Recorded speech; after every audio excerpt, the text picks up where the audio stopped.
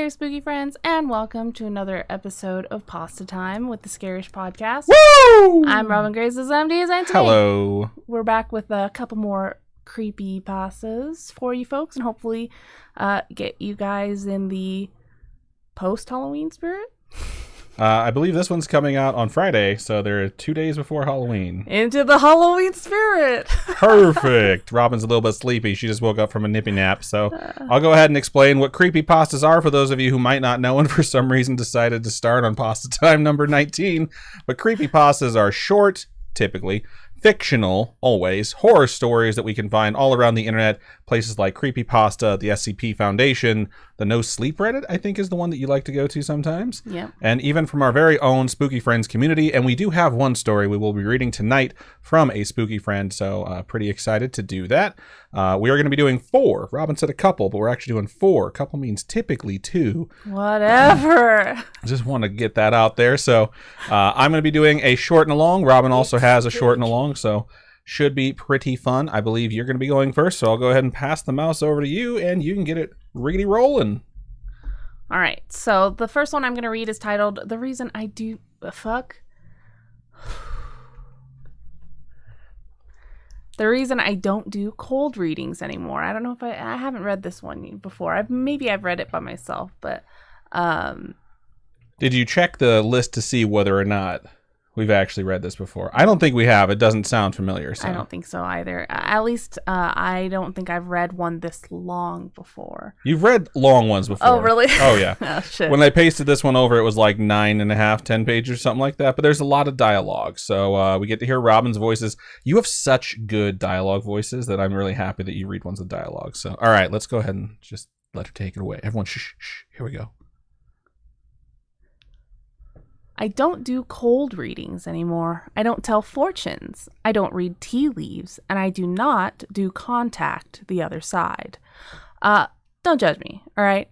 It was an easy gig. I mean, the first time I did it, it was a joke. I did it just to impress a girl. You've been there, right? It was something I'd read about online, and I thought I'd give it a go. Cold reading. I don't need to tell you that there's no such thing as a psychic. It's just extremely convincing, educated guessing. I know. If you believe in this stuff, you've definitely got a story to tell me that starts, quote, yeah, fuck. Yeah, fuck. Yeah, fuck. Yeah, most are fake, but this one time, and you'll tell me some incredibly specific thing that they couldn't possibly have known.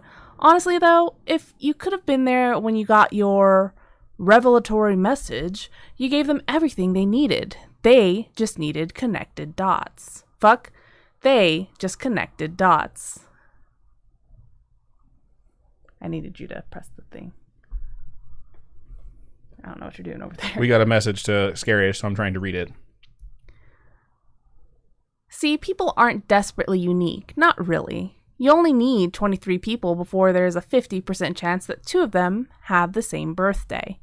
You give me a crowd of 50 people and I'll find someone born in August with an important L in their life. Luck, Leeds, Louise, something like that, and I'll have everything I need. It's not hard. People like a sense of pattern in their lives. It gives them a sense of control. It's why people like conspiracy theories.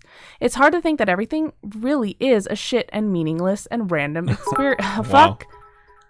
It's hard to think. Fuck. It's hard to think that everything really is as shit and meaningless and random as experience would imply. When someone flies a plane into a building, it's easier to think it's just another cog in some grand scheme than face up to the fact that, actually, it really doesn't take all that much other than a fuck up and a box cutter to completely ruin everything. This sounds very specific. This sounds like 2 things. This sounds like the episode of South Park where they just bust out John Edwards, the cold reader, for being completely full of shit. And 2, this sounds like the Joker's rant from Dark Knight, where it's like, it's all part of the plan. Similarly, when you're holding the hand of a 5-year-old girl long after her long black hair has fallen out and she's looking at you for help and you can't, maybe... And she's looking at you for help and you can't. Maybe it's easier to think it's just a crappy part of a bigger plan. You're both just changing lines for a bit. No, that's right. You're both just changing lines for a bit, but you're heading to the same destination. So look, I'm not defending myself. I'm not saying I'm not a twat in all this.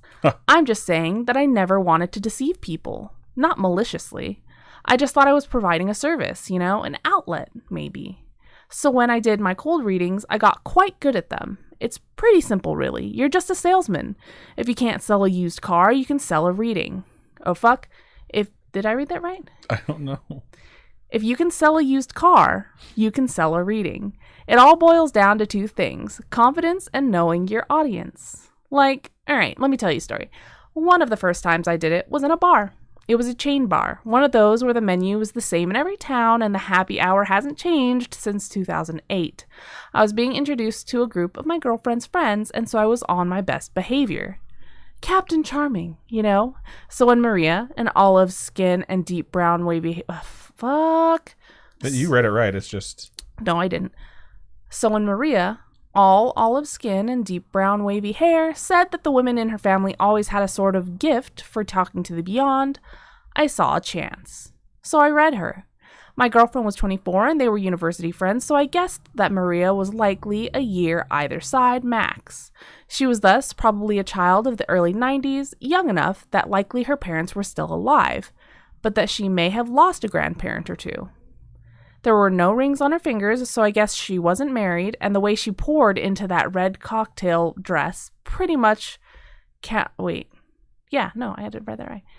pretty much counted out the chance of her being a mom. Just saying. It's pretty fucked up. That's fucked up. I know a lot of moms that recover very, very well from whatever pregnancy weight they gain. So, grandparents were the way in.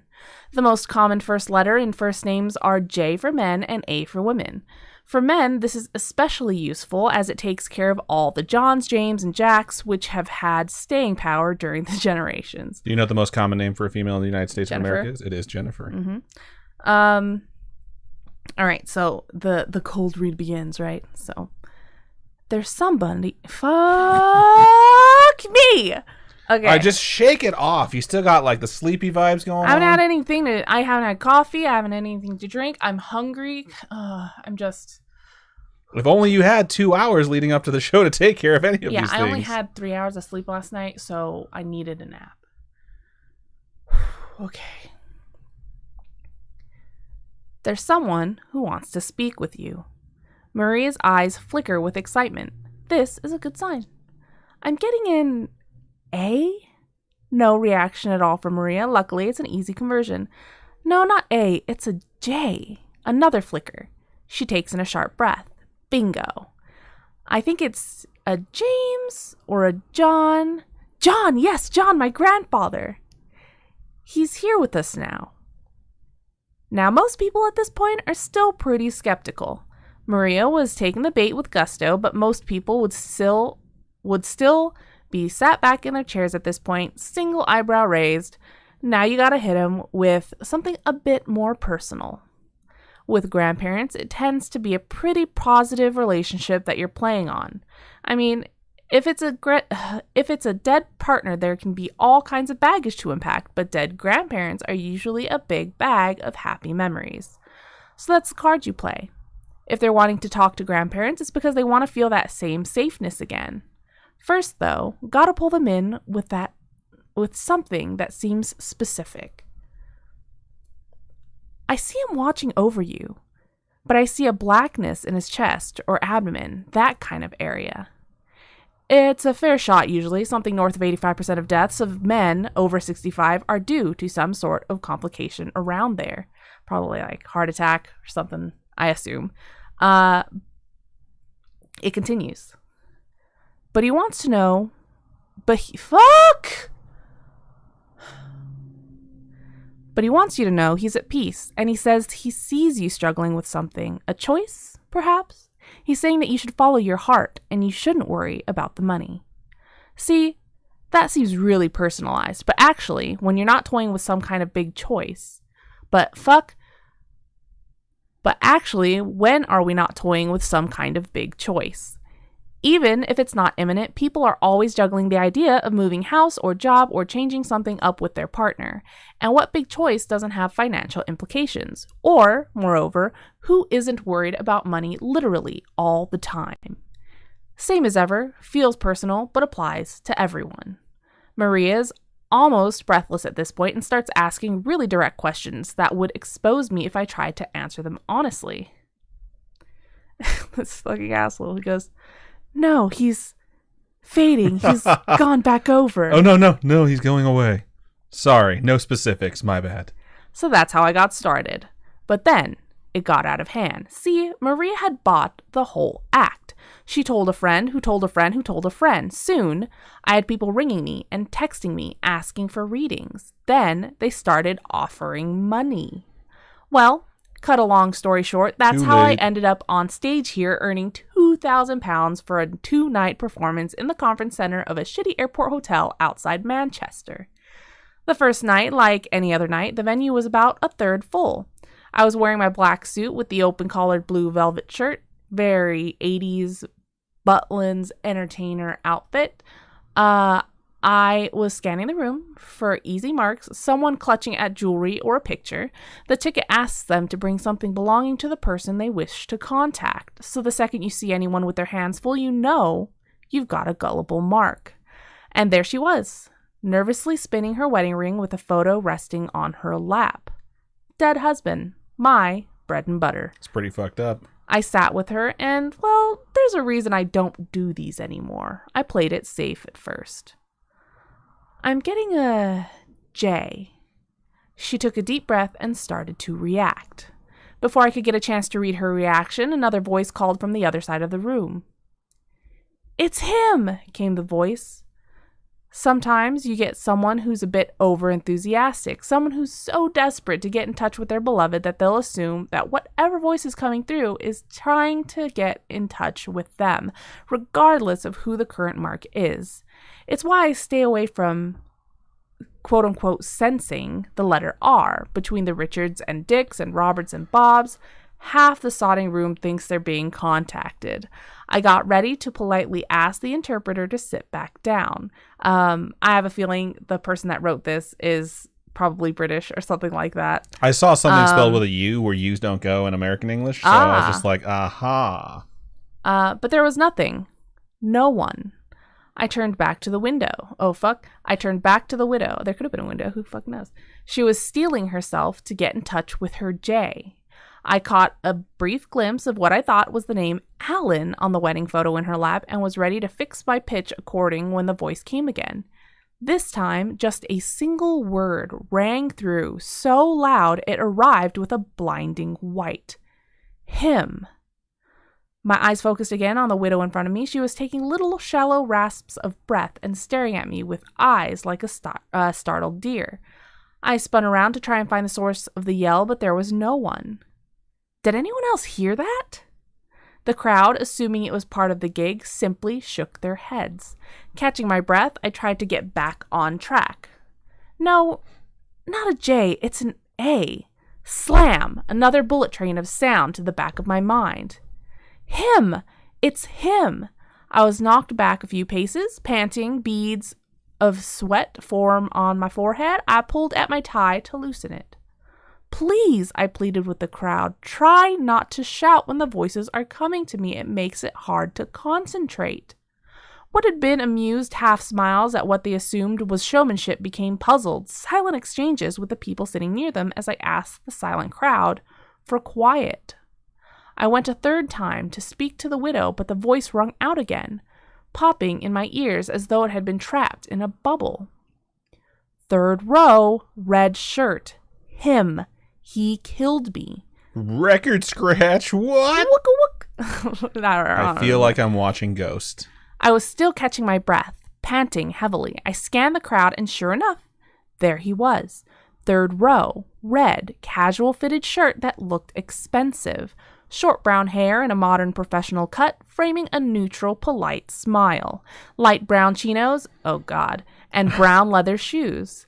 Arm draped around the shoulders of a nervous-looking blonde woman. I couldn't see her face as she held an unbroken look with her lap.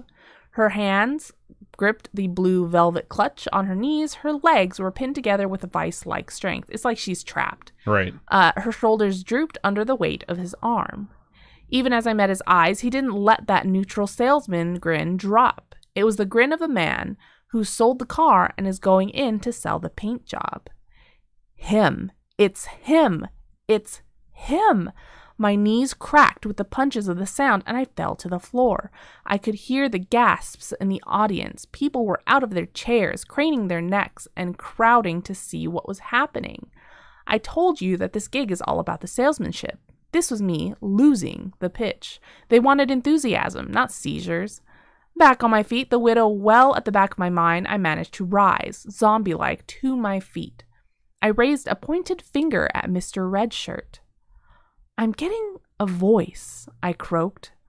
I pinched the bridge of my nose and put out an arm, evangelical style. What a douchebag. What's your name?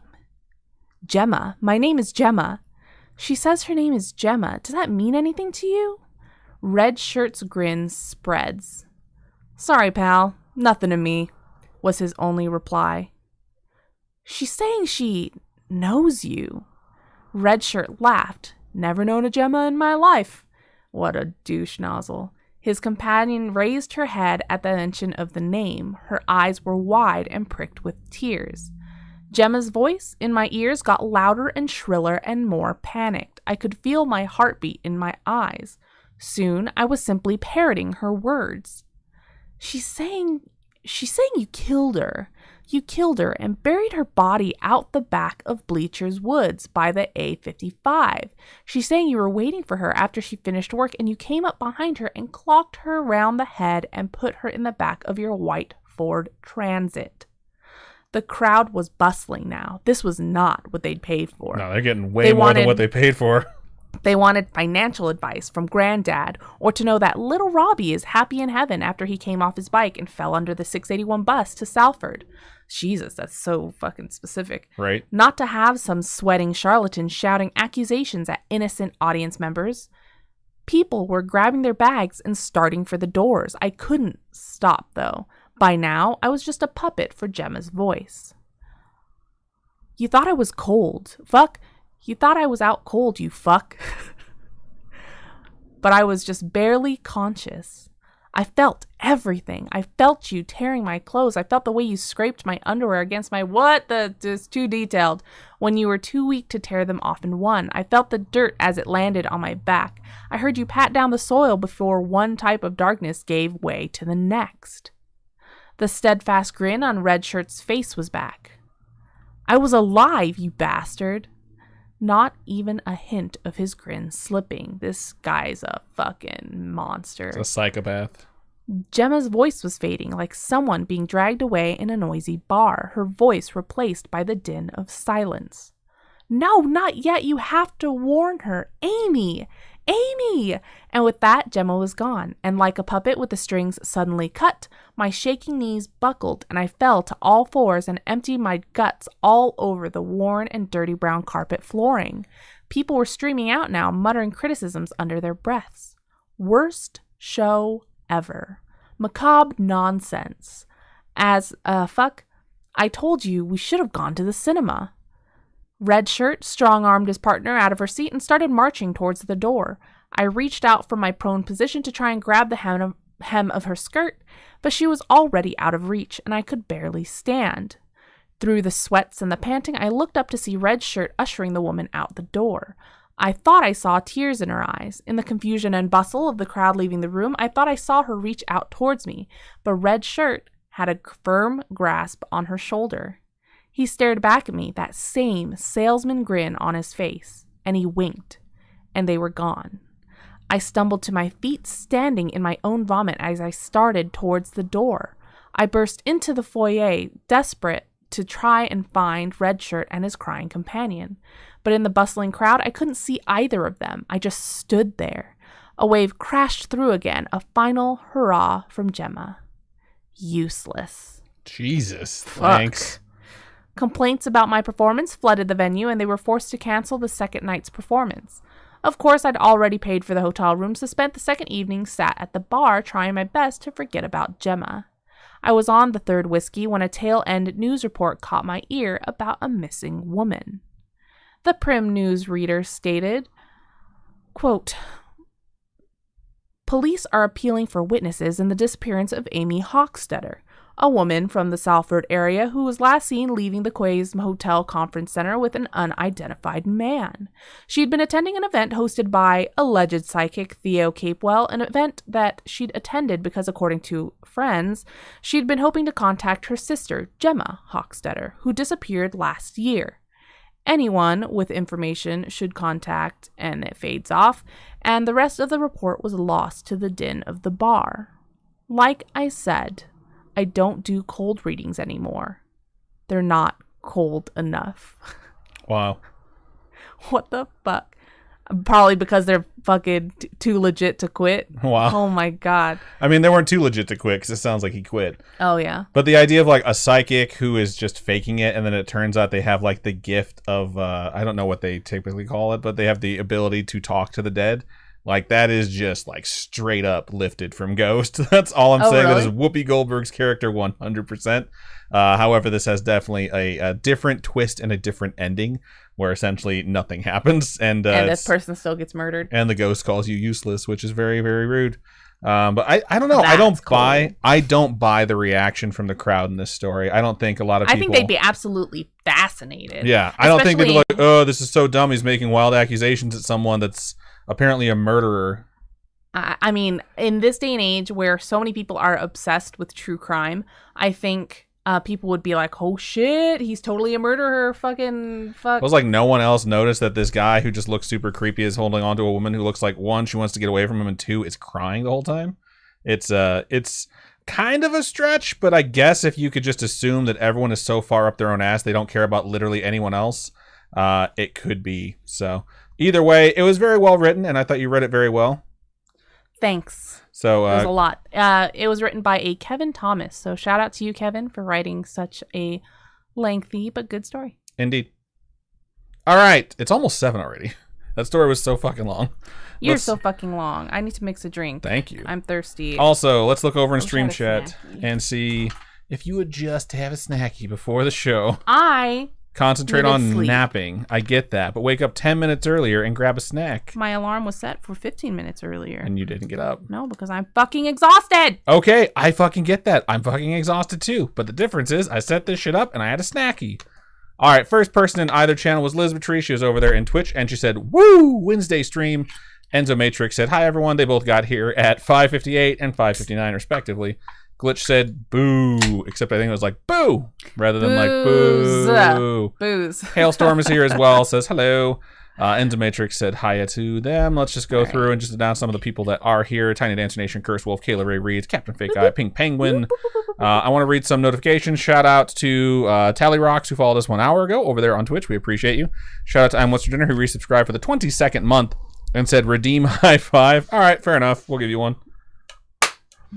And shout out to 911 Girl, who donated 100 bits. I will say the goal that's up there for the D&D event is $2 less than it should be. It should be $77.69. So 69. Nice. Also, shout out to Laura Ann, Captain Fake Eye, Enzo Matrix, Elizabeth Tree, Sherry Sue, and the Snark, who all redeemed a drink at the start of Robin's story. So we have 6 drinks to go ahead and take before the next one. All I have is soju. I have strawberry soju and Calpico, also known as Calpis.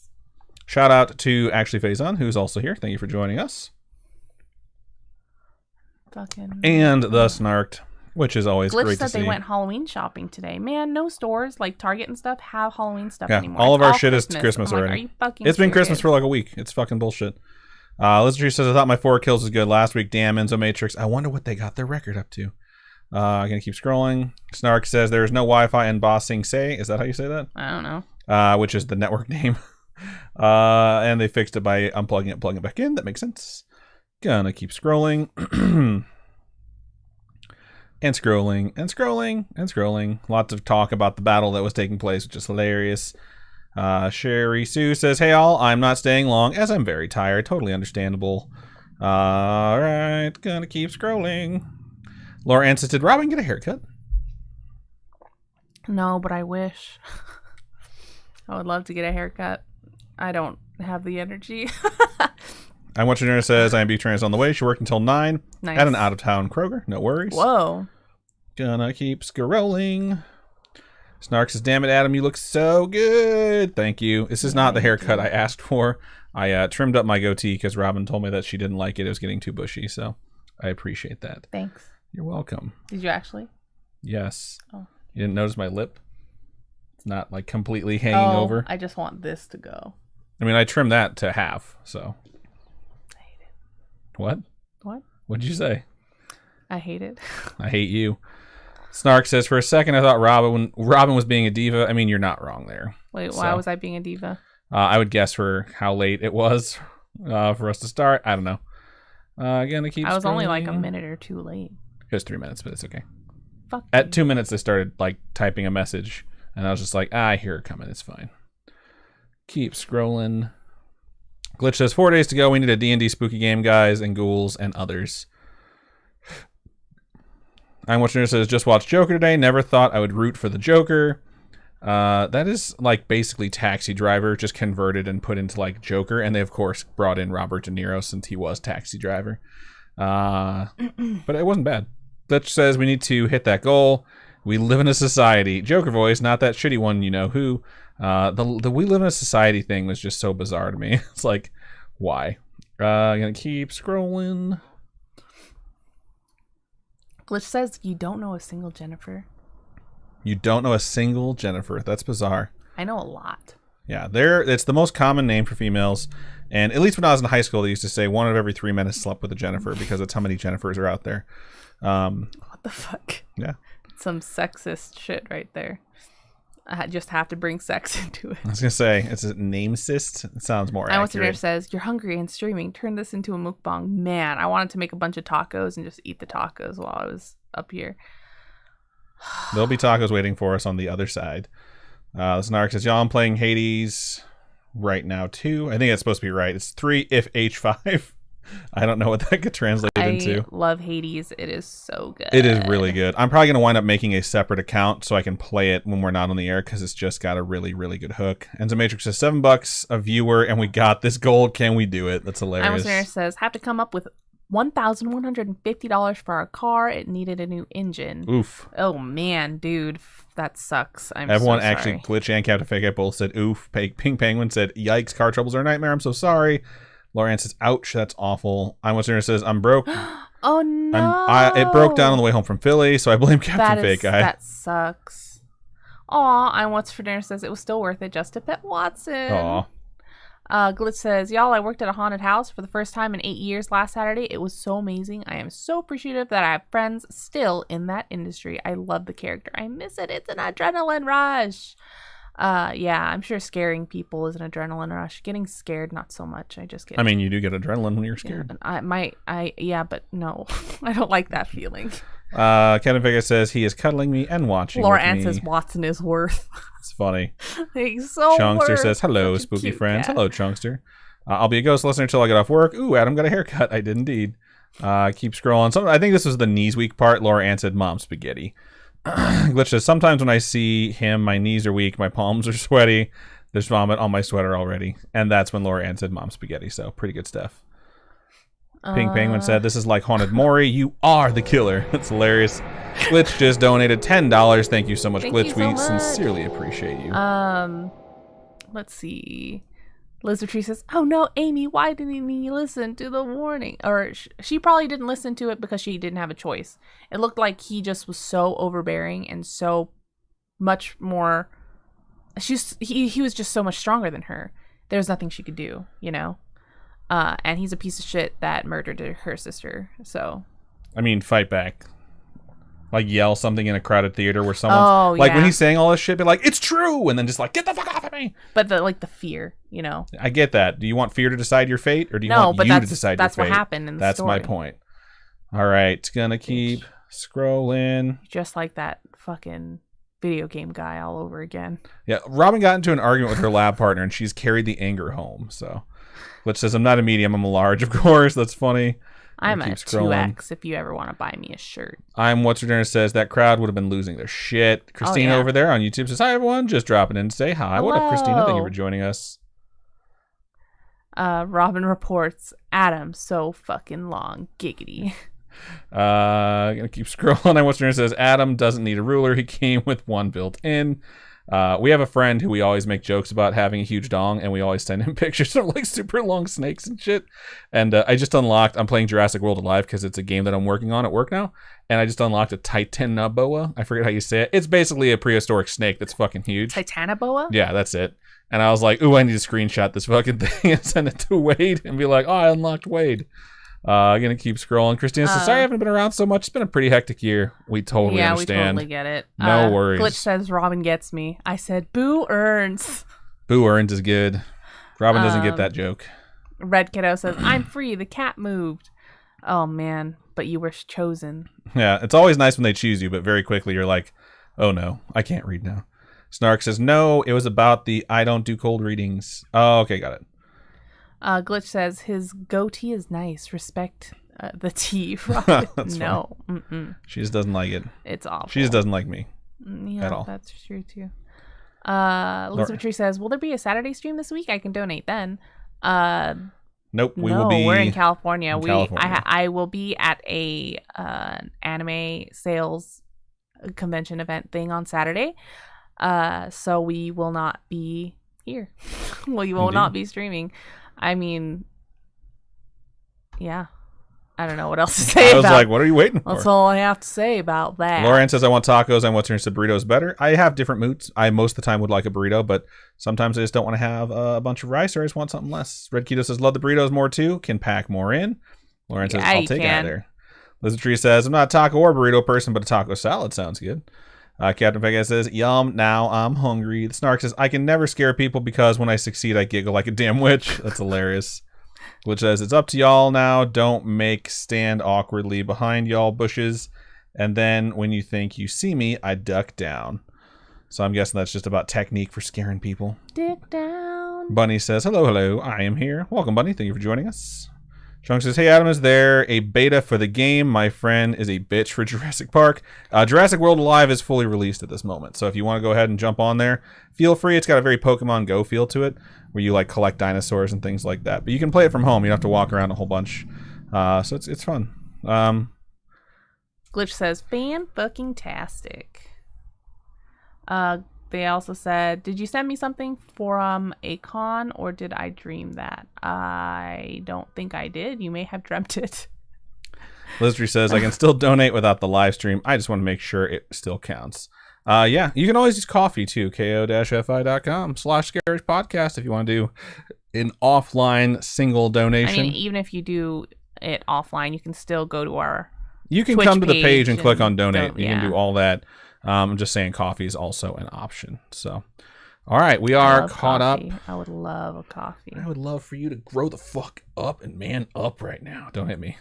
Oh, fuck. I have 5 more drinks to go. I've been drinking mine, so I don't know what you're doing with your life. Sleepy, mean, drunk Robin sounds like a real fun time. I almost just choked. You okay over there? Yeah. Cool. All right. So the first one I'm going to read is going to be my short one. Just FYI, I have 2 more drinks to go. And then after my short one, we'll do our break. We'll come back, and I'll probably do my long one, and then Robin can do her short one to wrap up. Does that sound good? Sure. I know why you're keeping me from putting it on the stream. Everyone knows this is what you do. All right, 2 more drinks. Enzo Matrix says, with the coffee... Oh, shit. All of a sudden, you don't know how to say that word. You've read it like 600 times. Would the coffee donation count for the one shot? Yes. That would be a C. Yes, we will count it towards the one shot. All right. I am done with my drinks. Robin's holding my hand because she knows that I need to use it. I'm going to mark this, and then we're going to get into the second, and this one's going to be very quick. So, all right. So we're going to move into the second creepypasta of the show. This one is from Amber, and it is actually Amber from the Spooky Friends group. And this one's title is just Scary Story. There's no actual title for it. In parentheses, it says, should be read with a cheerful robotic announcer voice. And while I can't go fully robotic, I'll go as like android-ish as I can do it. All right, let me get all set up here. I read this beforehand too, and I really enjoyed it. So here we go. Good evening, passengers. As we continue our journey through the mountains, we would like to address a few items that have been brought to our attention. hate this voice. Reports of missing passengers have been causing panic throughout the train. Goddamn. We assure you, no one has gone missing. Everyone you see is who was there before. There was never another passenger in the seat next to you, or in the row across from you, or even the row ahead of you. If you do see a passenger, ignore them, do not help them, and alert an attendant, please. Thank you for your cooperation. We ask that all passengers please close the window curtains when the sun begins to go down. If you do leave them open, please look away. It is for all of our conveniences. We do not want to anger the creatures with glowing yellow eyes that live in these mountains.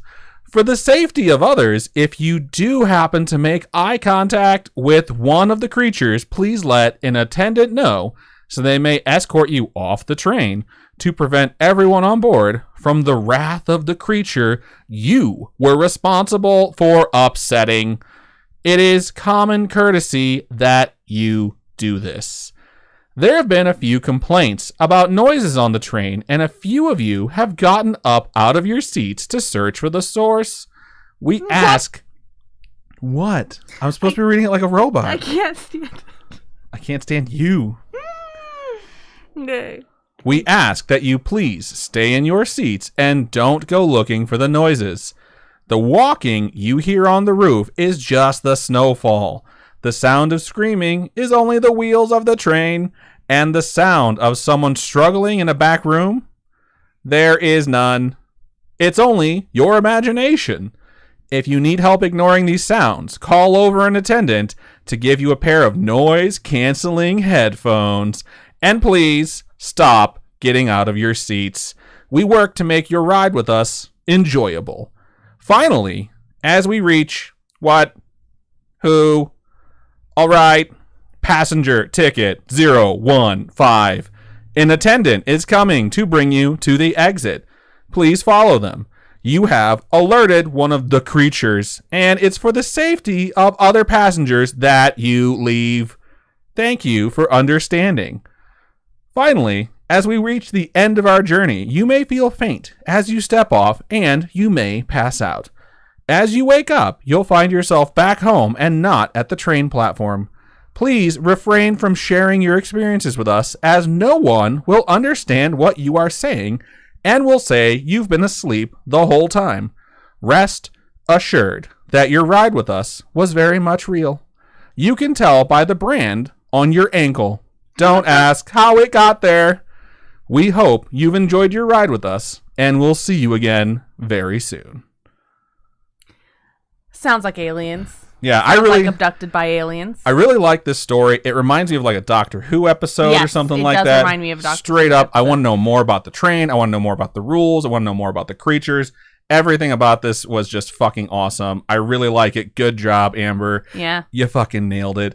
They put, fun fact, I wrote this as extra credit for a class, and the passenger ticket 015 was originally the name of someone in my class. I asked to use, of course, yeah, just rev your fucking engine outside our window, you piece of shit. Marking it. I asked to use their name, but I didn't tell them what the story was about or what was going to happen to them. I didn't realize that their full name was going to be passenger ticket 015, so that's interesting. Obviously. Murder. But good stuff. We appreciated that. And for any spooky friends out there who have short stories that are fictional and horror, please send them in. If you have a short story that's non-fictional and horror, send those to Storytime, because we would love to read those as well. But shout out Amber. Great job. All right, so let's look back over into Stream Chat, see what you folks had to say, and then we're going to be doing our quick 60-second break. I'm a creep.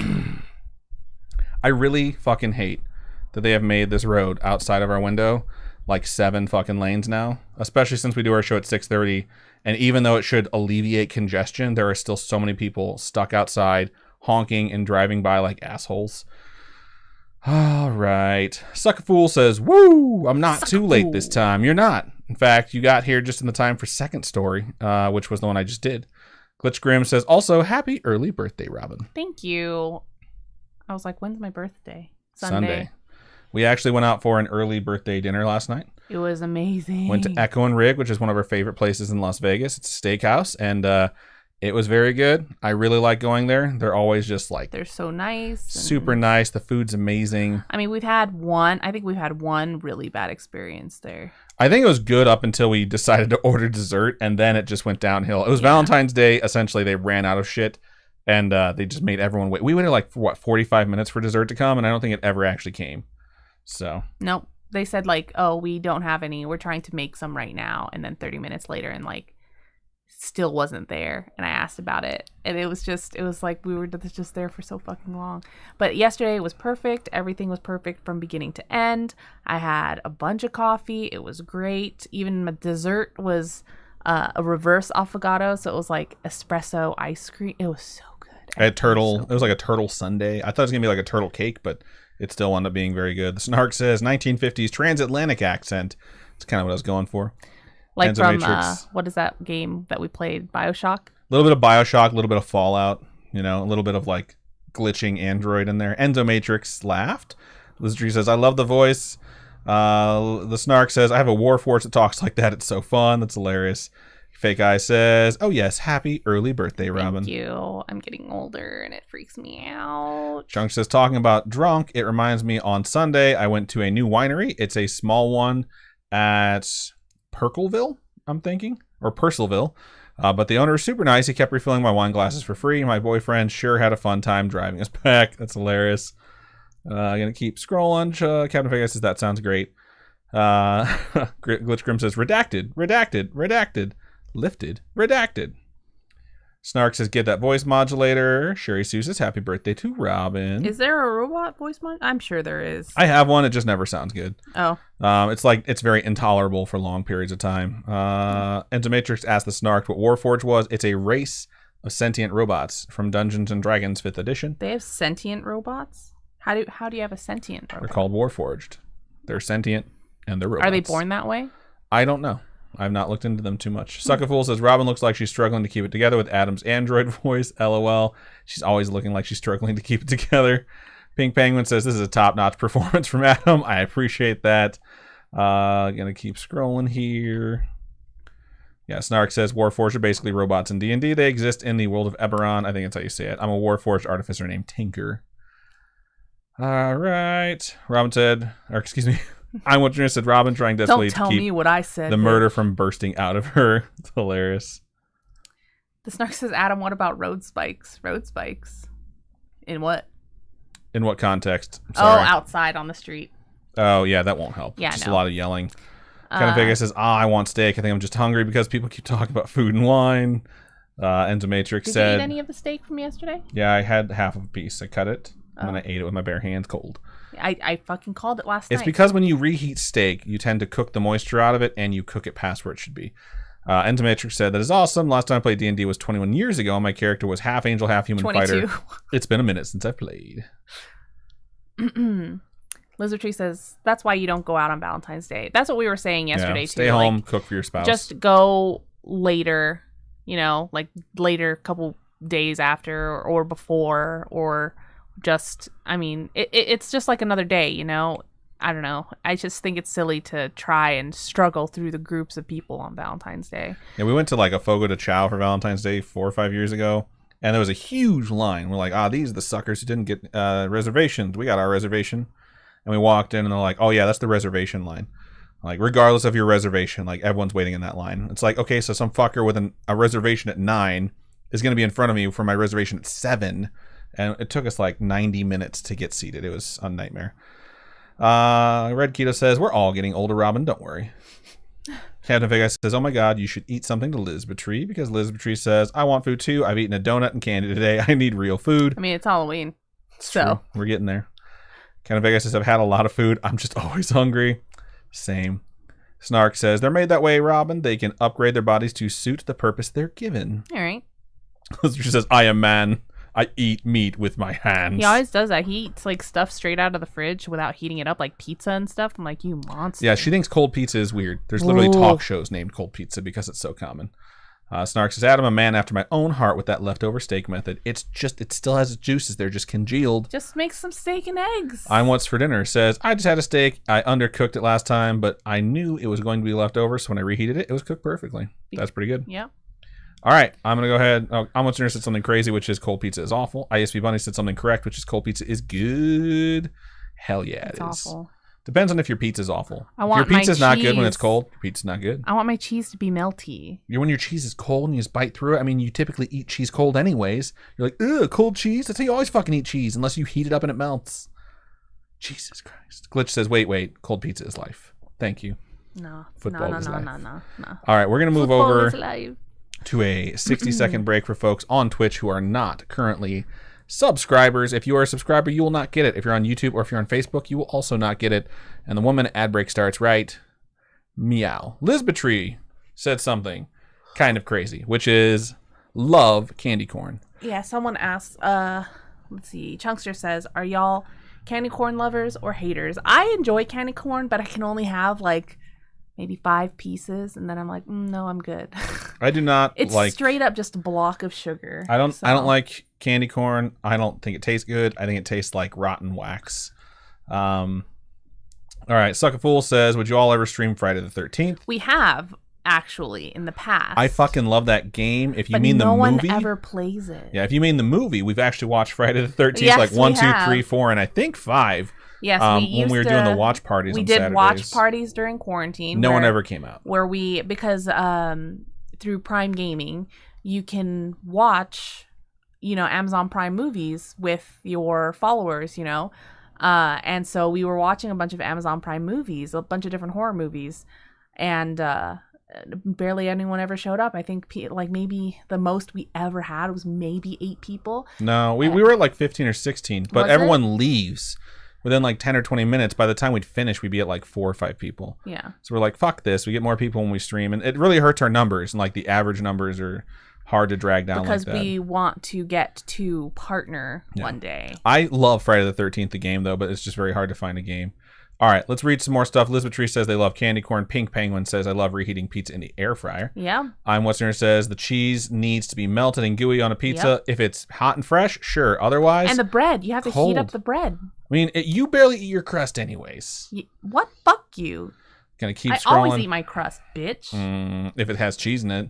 No, I always Captain eat my Fake, I crust. said the chunkster. I threw up in my mouth a little at the mention of candy corn. Lisbeth Tree says, yes, we only found out about that trick when it comes to reheating in an air fryer. That's also where I reheat my pizza. Snark says, as long as y'all have pineapple on it, that's a completely different debate. I don't like pineapple on my pizza. Nope. It's too sweet. It's too wet. It doesn't fit. If you like it, hey, everyone has their different tastes. I'm glad that you enjoy it. For me, hard pass. Glitch says, I like it for a handful, then no. Not the cold pizza, but candy corn. I figured. Sherry Sue says, I love candy corn too. Red Keto says to the Snark, need a player. I'm definitely interested. I think that's regarding D&D. Yep. Laura Ann says, you guys mentioned steak, and now I want steak. First tacos, and now steak. Steak tacos. That sounds Put 2 pretty and good. 2 together. Glitch says, fuck pineapple on pizza. I'm not a monster. Well, at least not all the time, but still, pineapple and pizza shit goes in the trash.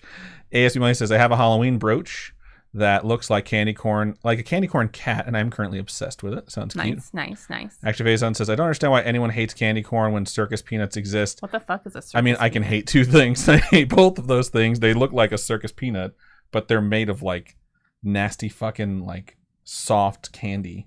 It's gross. Oh, are they those orange things? Yeah. No. They remind me of Peeps, but they're Peeps without a soul. Also, Peeps suck. Hot take. Gonna keep scrolling. I think Peeps suck, dude. They don't taste like anything. I don't like Peeps. Even the sugar on the Peeps tastes like shite. Glitch says, if you like it, I respect your opinion, even though it's wrong. The one opinion that's wrong is that deep dish pizza is casserole. If you think deep dish pizza is casserole, it's because you never had good deep dish pizza. Or you probably never had deep dish pizza. Casserole? Idiots. That too. Oh my, ew. All right. Chunk says, I asked because I've never had it. Give it a try. Let us know what you think. All right. Gonna keep looking through here. Pink Penguin says, my significant other likes circus peanuts. No. Nope. Need a new significant other. Someone has to like them. They're getting made. The people that work there need to keep their jobs. But do people eat them because of nostalgia, or do they actually like them? Good question. I'm What's Your Name says, I liked candy corn as a little kid. Then 1 year later, I ate too much of it. Started to feel sick from the sugar and have hated it ever since. Captain Big Guy says, I think as I've gotten older, I've stopped liking super sweet stuff. I'm now Agreed. definitely an old person. No, I mean, No, my Suck a grandpa fool. still loves eating cookies. Oh, I got fudge covered Nutter Butter the other day. Those are fucking good. I had one today. They're very good. Oh yeah, they're so good. Suck a Fool says, "Aw, sorry about that, but good news is that the game is more lively this time around, and people seem to be watching a lot more on Twitch with that game. I really hope so, because I really fucking like that game. Anchovies on pizza are good. Fight Me says, I'm what's for dinner.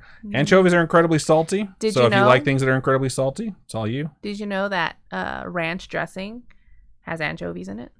No, Or is it Caesar? I don't know. One or the other. This is your fact. Don't ask me. Oh, fuck. I think it's Caesar. Caesar dressing has anchovies in it. And that's the black shit that you see in your Caesar dressing. Interesting. Yeah. Liztree says to Captain Vega, same besides today, LOL, crazy sweet cravings lately. Glitch says, fish does not belong on pizza, but hey, it's your choice. But also, once again, set that box on fire.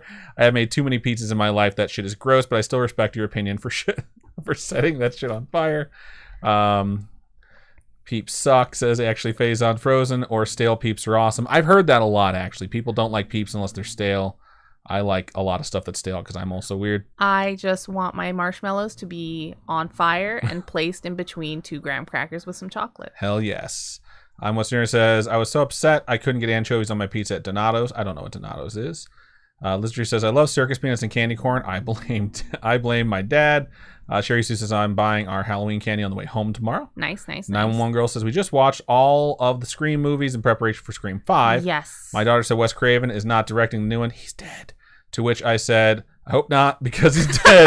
R.I.P. Wes Craven. Going back to work. Bye. Great minds think alike. That's yeah, a good we joke. actually watched all of the Scream movies. Except for for 4. We didn't watch 4. Because it is not on any streaming service. And if it is, please let us know which one We so watched, that we can watch it. I Know What You Did Last Summer after we finished the Screams. Yes, we watched all those silly God, man. old school horror movies. 90s horror movies, they were pretty good, not going to lie. Yeah.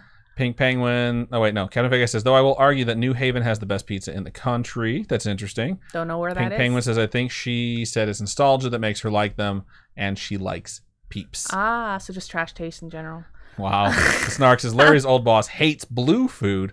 Every single spring, they buy blue peeps and hide them all over her office. She literally jumps whenever she finds one. It's all in good spirits, though. That's funny. I love blue. Like when it comes to like candy and stuff like that, or like blue ices. I love blue ices. I'm watching it says it's Caesar dressing and Worcestershire sauce. Worcestershire. It's Caesar. Everyone's saying it's Caesar. Hell yeah, it's Caesar dressing. Lizard says, we saw a place called Puppies and Pizza driving in Philly. Have you ever heard or gone there? Interesting question. Do you get to pet dogs while you eat your pizza? Snark says, gives it a nice salt and umami kick. Oh, I mean, a lot of things. Captain do that. Vega has not been there, but says, sounds interesting. Chunk says, anchovies make great stock. It's the umami flavor. Good to know. Umami. All right. I think we are caught up right there. Good stuff. Good job, everyone. Very proud of everyone for respecting each other's opinions. I will say, I think one of the biggest problems that people have in the United States of America and in other places as well is that the way we talk is so routinely built around, I have to be right. And people don't even state they have opinions anymore. They state they have facts. Their information is fact. And if you don't agree with their facts, that means you're wrong because theirs is a fact. So they say things like, this is the best. See, everyone says that shit. Even when you vote for stuff, like we did the Philly cheesesteak thing, it was like, what's the best? Well, it's not really what's the best. It's what do people like more? What do people like the most? What's the favorite? Which is what the word really is. Because people never say like, anchovies on pizza? That's my favorite. You know? Like society nowadays, we live in a society where people say everything's the best. They can't just say, oh, that's my favorite, because someone else is allowed to have a favorite. There can't be 2 bests, but there can be 2 favorites because people are fucking stupid. So, holy fuck. Anyways, let's mark this. Oh my fuck. Get off the soapbox and get back to reading shit. Why is it called a soapbox? I don't know. I believe it's because soap came in boxes, and you would just set it on the ground, stand on it, so you could just talk a bunch of shit and be taller than the rest of the crowd. Unless there's a really tall guy out there. And you'd have to kick him in the balls. So he'd like squat down. Why is this dog? She's crying. I know. I'm saying, why is she crying? I don't know. Why are you crying? Calm down, doggo. Calm down. Come You can hear her tail whacking into everything. I like how I say I'm going to pause or I'm going to stop and then start a story. And Robin's like, let me open the door and let the dog in. It looks like Robin's not wearing pants. Do you want a hug? All they see is the microphone. He's a dog. He's a dog. He's a corgi dog. All right. Do you want to go outside then? Oh, I'm not letting you out. You should open the door, though. Out of the door. Yeah. Leave. Go. Goodbye. All right.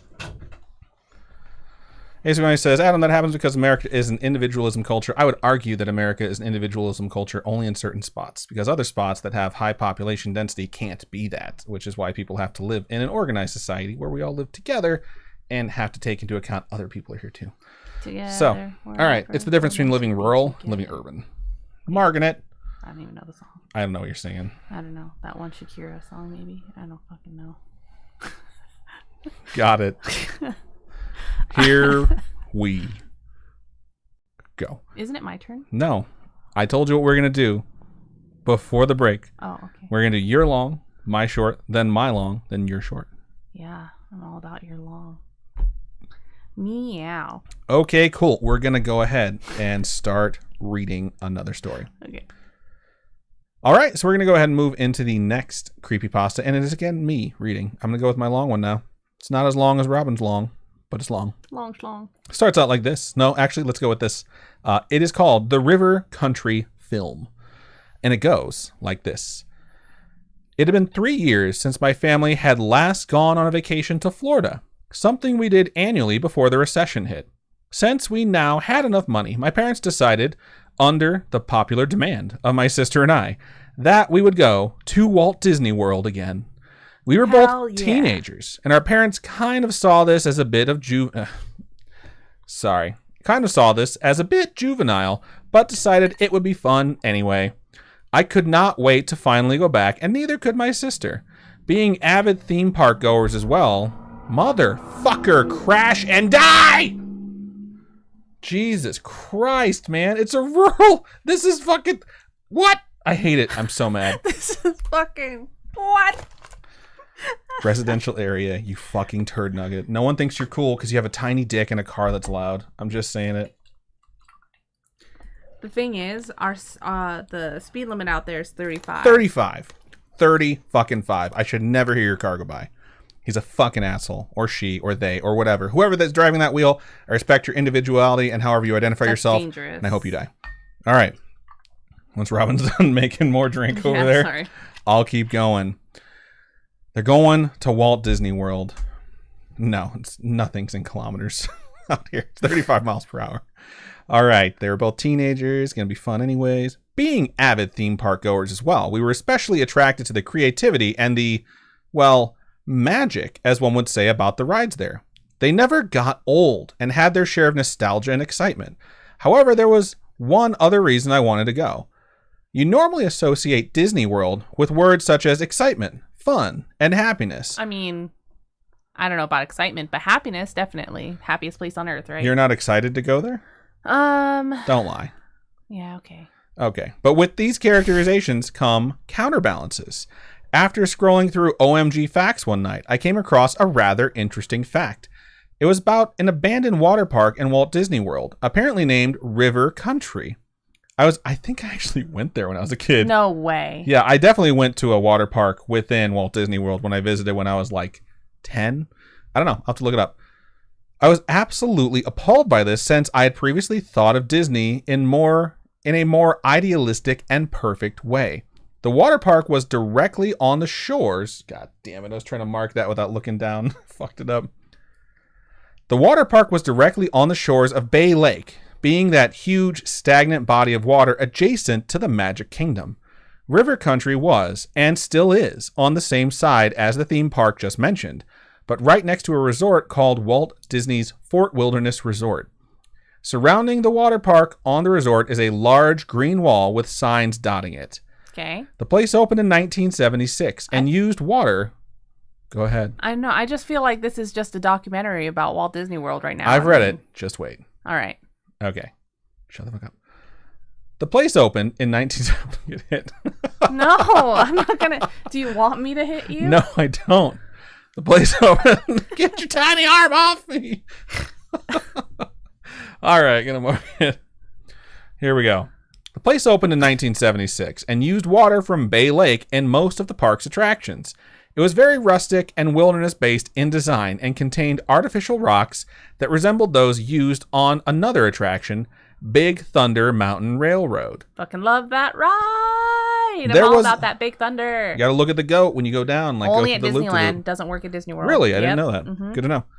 There was a dam present to keep chunks of dirt and mud from getting into the water, too. So guests did not have to worry about swimming in an artificial bog created by water from the lake.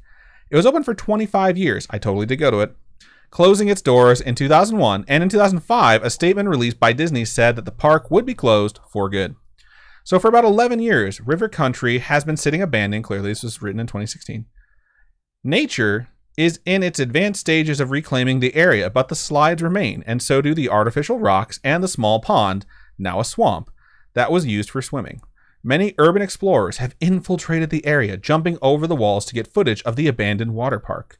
One of the most controversial things about the park nowadays is why it closed, which is what I was destined to find out. I wanted to see some real footage of the area before it closed as well. Since from what I heard, it was the... God damn it, stop distracting me with touching me.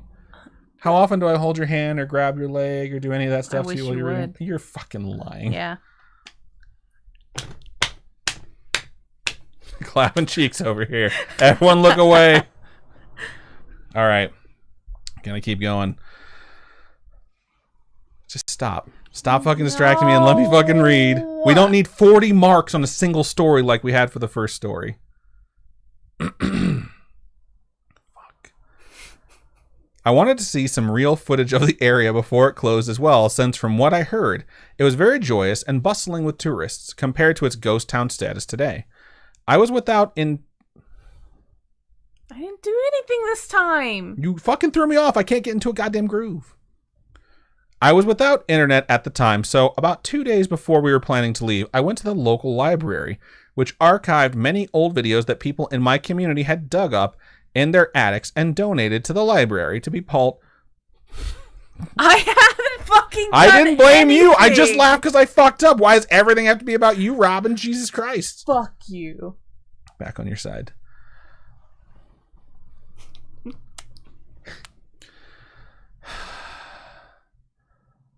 To be part of a small historical society. Hoping that I might find some good footage, I asked the librarian if they happened to carry any videos concerning family vacations. She nodded and brought me to a small section containing many old VCR cassettes and a few DVDs here and there. After about half an hour of searching, I finally came across a cassette with the words "the old-fashioned swimming hole" inscribed on the top of it. This was a term used to describe River Country during its glory days, so I took it out, almost certain that it was the footage I was looking for.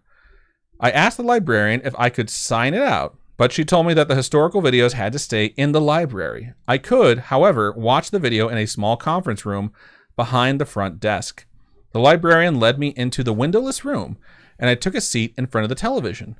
She left the room and closed the door so that the audio would not disturb any of the other library patrons. I popped the cassette into the VCR into the TV and turned the lights off so I could see the video better. I was expecting the quality to be low anyway. For about half of a minute or so, the screen was gray and was accompanied by a loud beeping noise, typical for old VCR cassettes. Oh, thanks for telling me what VCR cassettes used to be like. The gray soon... It never lasted that long. The gray soon disappeared, showing footage of two individuals in front of the entrance to River Country. They were both men, and it was either very late at night or very early in the morning, as nobody else was in the park. Very few of the water park's lights were on either. On the bottom left corner of the screen, the date November 1st, 2001 was displayed. This was significant because the water park closed for good the very next day. Oh God, on it's gonna November be someone 2nd. getting like murdered or dying or something in the watering hole. The two men were talking about how they had been denied entrance to the park in the morning since it had reached its guest capacity limit. They also, and it's empty. They also stated that at only these hours of night could they get... Okay, fuck. This is a really weird written sentence. They also stated that at only these hours of night could they get past... It says past in a different tense. The security... past the park security. The two walked up to the bigger water slides in the park, which led directly into the pond, supplied by the green water of Bay Lake. Somebody poisoned the water hole. Once they both got to the top of the slide, which was encircled by artificial orange rocks, one man prepared to slide down. The two laughed over what seemed to be an inside joke, and finally, the cameraman ended up pushing his friend down. I heard him scream in delight as he descended to the pond. The cameraman then proceeded back the way they came to get to the slides and across a bridge that traversed the small lagoon. He ended up back at the pond shore where the sound of a splash was heard. All right. This is when the video started to unsettle me a little. After waiting at the shore of the pond for about 3 minutes, nobody surfaced. No. The cameraman began to cry his friend's name frantically and started to run back to get help at the Fort Wilderness Resort. I have lost my suspension of disbelief because, one, I feel like the library would not carry a bunch of different families' vacation footage, right? So you've lost the suspension of disbelief 2 pages ago, but are just now interrupting the story at the climax to let us all know. Oh, okay. So just saying, all I said during yours was, I criticized your story after the fact. He stopped abruptly, though at what seemed to be the kiddie area, a small, shallow pond, on hearing a faint cough. He instantly turned around and saw a barely visible shadow about 10 or so feet behind him. Relieved, the cameraman started to approach his friend, glad that he was okay, but then he abruptly halted. The friend's head was hanging down, and he slowly inched it up. The cameraman started to hyperventilate as the features of the other man's face began to show. Crimson, dry blood was caked around his mouth, and some was even dripping off of his chin. He was missing all the hair on his head as well, but one of the most disturbing parts of the image was that there were patches of skin missing that revealed parts of the man's skull and jawbone. It was acid. And he was even missing his right eye, leaving an empty socket. I became severely nauseous at the sight of this, to the point where I was swallowing my own vomit. My heart began to race as fear started to settle in my body. As the last minutes of the film approached, the horrendous figure muttered something that sounded like "there is no hope under the water," which is from Little Mermaid 2, if I'm not mistaken, when things get really dark. With that, the cameraman ran for his life, wheezing and panicking throughout his ordeal. I wanted to turn the television off and run myself, so I bolted to the door leading out of the room. I reached for the doorknob, but paused. The television was giving off the sound of an old furnace found in the basement of a home, just in a softer tone. This tone, for some unknown reason, kept me from moving anywhere. I was just staring blankly at the television. The cameraman was still sprinting, but did not seem to be making any progress. He had ended up back at the large pond where the slide had dumped his friend. You could hear him sobbing softly, fearing for his life. Suddenly, the tape began to gradually slow down as the man frantically looked from side to side. The audio volume, along with the furnace sound, went up as the video lagged. Haltingly, the cameraman turned all the way around and shrieked at the sight of his friend. The video paused on this frame, exposing the caked blood all over the other man's face. The top of his skull bone was now completely exposed, his right eye missing. His mouth was wide open, and coming from it was what looked like a combination of water from the Bay Lake and bile. This stayed on the screen for about 10 seconds, and then it switched to a black screen displaying one single message. The epidemic begins today. What the what? Instantly, the power went out, and I was left alone in the darkness of the conference room. I became so terrified as I could not see a thing. I could not see the door either. I began to shake in absolute fear. River Country had closed because of this, and it was obvious. Walt Disney World had been keeping a disgusting secret. I rushed to the other side of the room, disoriented, but all I felt was warm breath seeping down my neck and the smell of bile. Oh my God, it came out of the TV! And that's the end. So credit to Anonymous. They put a publisher's note in this, and they said, River Country is an actual abandoned water park that has been sitting dormant in Walt Disney World for over a decade. Oddly, the lights are still on within the area, and the music still plays as well. Many theories have come up about its closing, but one of the most plausible ones, and one that has been confirmed by Walt Disney World employees, is that a deadly type of amoeba was found within the water of Bay Lake, which was used to supply many parts of the theme park. The amoeba can cause severe illness or death, so as a precautionary measure, Disney closed the park for good. I wonder if it's like one of those amoebas that it gets in your ears if you And eats your brain. And eats your brain, yep. Shit's scary, dude, because it's real, and it will kill you. So when I was reading that one, I enjoyed it. I thought this is a pretty good one. Robin loves Disney, so I'll toss this in there, and hopefully she can interrupt me in the middle to tell me that she thinks it's bullshit and she doesn't believe it at all. So, okay. you lost your suspension of disbelief because the library had old family videos. Yes. I don't know if they actually do that or not. It does sound a little bit weird to me, but I know that the library I grew up around had videos that were donated from people. Like just VHS cassettes that were like recordings of movies off TV that still had commercials in them and shit. All right. So, but would the library consider them historic, I mean, if they're old, they're cassette tapes at this point, so I guess they're fucking historic. I don't know exactly what a library would take in. I do think, though, my suspension of disbelief is, why wouldn't someone have already watched this? How do you know it's not two people banging? Like, you're not putting pornography on the shelf for someone to rent out unless you check to make sure it doesn't contain anything inappropriate. Yeah. So it's like, why didn't this trigger sooner? Why didn't the epidemic begin if that guy only knew writing this in 2016? So either way, I thought it was good. It's a nice, fun time to talk about. So good stuff, Mr. Anonymous, whatever your name actually might be. All right, marked it. Let's look over in stream chat. Red Kiddo says, Robin, is it possible that they confiscated them from people so the information didn't get out? I don't know why the library would. Yeah, why would the library be in on that? And why would the librarian just show, something so gruesome? Oh, why would no one have actually checked it? Maybe, I don't know. Captain Big Guy says, Naglaria floweri. Fowlery. Brain-eating amoeba. Good to know. Gross. All right, let's scroll up to where we stopped. All right. I remember seeing as a Las Vegas. Scroll. That's when the loud sound happened there. This is the dog. Here we go. Lizard says, I actually teach my kids that best is an option and perfect isn't real. We try to have a growth mindset in our home. That's smart. It is. Everyone really liked the doggo. She's a cute doggo. Christina says, this has been Knowledge Nuggets with Scaryish. ASB says, majority is, unfortunately, as someone who lives in the United States of America, I think like the 3 population centers in the United States of America, LA, Chicago, and New York, which are huge cities, are just not like that. I'm going to keep scrolling on Western Internet says, I forget who said it, but I like the quote, I can disagree with you without hating you. We need to relearn that in this society. I agree. The difference is when it comes to certain things that people think their opinion gives them the right to criticize other people's existence. And they can fall back on like, well, I'm entitled to my opinion. Like, your opinion can be wrong too. Some people's opinions are horrific things. And they don't deserve to be spoken out loud, but you can have it. And I think everyone's like been given this mindset of like, everyone's entitled to their own opinion. Yeah, but some people's opinions are complete bullshit, and they just don't need to be broadcast. And unfortunately, that's pretty much what everyone sees broadcast on like news networks nowadays. Snark says, whoa, that was loud. I agree. Red Kiddo says, time to soundproof the room. If I had the money, I fucking would. Ace Money says, I mean, what is 35 miles per hour in kilometers per hour? I don't know. Endomatrix says, you have a 35 residential. It's in Utah, it's 25. It's because it's in front of us. It's between like subdivisions. Inside the subdivision, I think it's actually 15.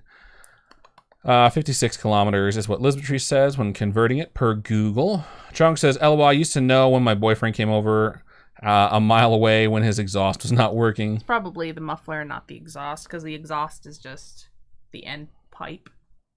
Right? And the muffler is the bigger piece before the exhaust. Gotcha. I mean, if your muffler falls off, your exhaust could still be working. It's just super loud. My muffler fell off of my Cadillac when I was a kid. I bought this really old, shitty Cadillac. It was my second car that I ever had. It was a Cadillac Eldorado.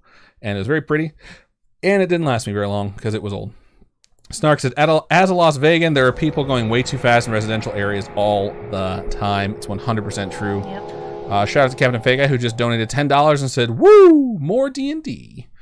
Chunkster said, it's fixed now. More D&D.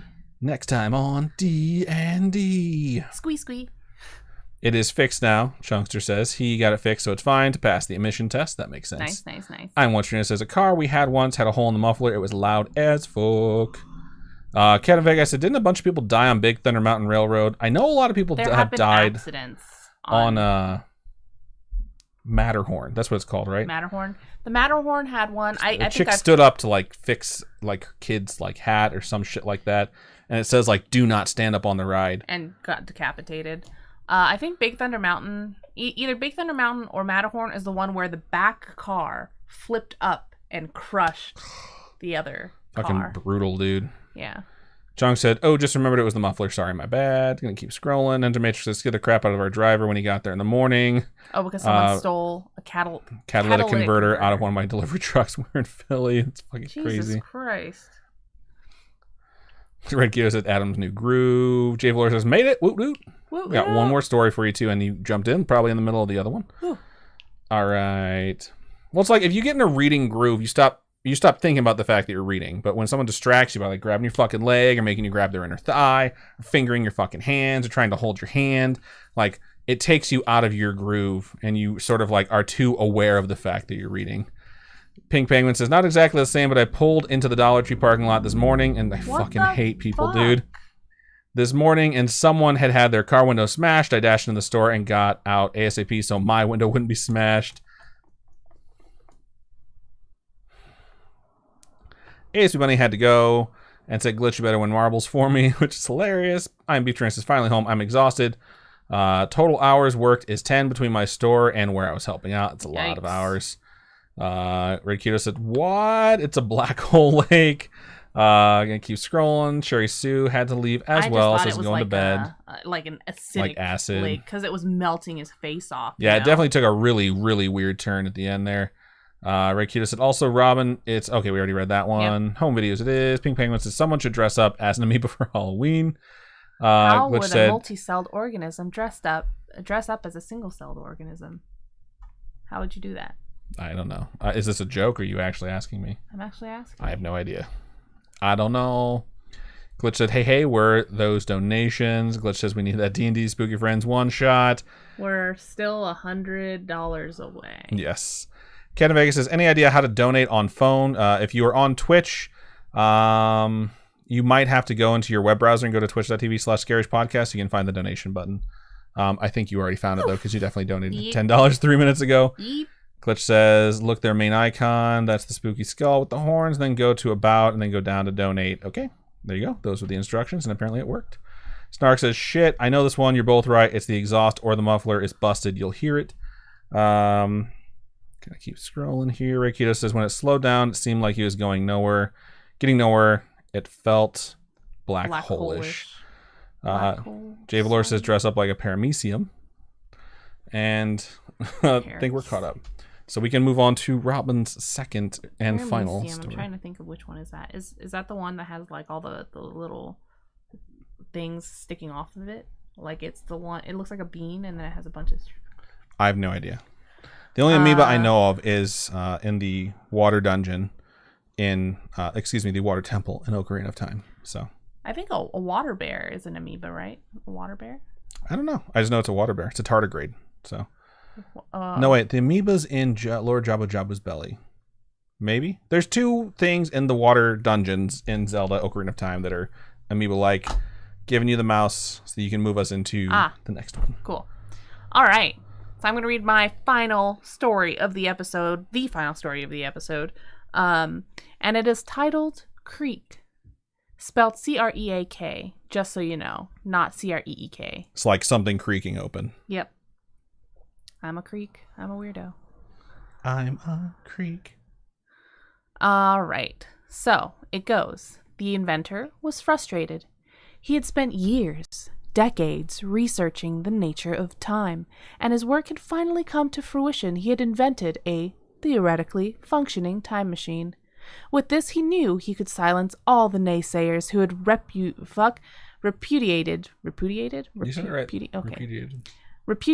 the underlying goal of his research. They had told him, time without number, that time travel was impossible. Otherwise, one could create a paradox by, say, going back in time and killing one's grandfather before he had any children, in which case the time traveler would never even exist, and so wouldn't travel back in time to kill his grandfather, thus ensuring the grandfather's procreation and the time traveler's eventual existence, enabling the latter to go back in time and kill and blah, blah, blah, blah, blah, blah, and that becomes a paradox. If you believe in like that specific version of time travel theory, they explain the other version in Avengers Endgame, where you just create an alternate parallel universe, and no matter what you go back and do, you don't see like the reflections of your actions in your own timeline. It's weird. It's also future Trunks' thing. So if you've ever watched Dragon Ball Z, because Trunks goes back in time, and when he goes back to his timeline, he's like, why is everything still fucked up? And they're like, oh, alternate dimension shit. I don't know. He had long ago dismissed such nonsense, but as he achieved greater and greater success in his research, always in the comfort of his lab at home rather than at work, the problem grew in his mind. It did not occupy his conscious mind, but his unconscious thoughts were frequently considering it, weighing particular solutions, allowing the better ones to step up to the next floor in his mental architecture. This was actually how he did most of his thinking, with the result being that by the time an idea actually manifested itself in his conscious mind, he was essentially already decided on a course of action. Obviously, he had concluded, a man could not travel back in time and prevent the circumstances by which he traveled back in time in the first place. Just as obviously, thus the paradox, there would be nothing to stop a man from doing precisely that once he had already traveled back in time. Therefore, both conditions must be true. A man could travel back in time and kill his grandfather, but then he would continue to exist, and upon his return to the present, he would discover that his grandfather had not been killed. Time travel, in other words, would only allow for observation, not interaction.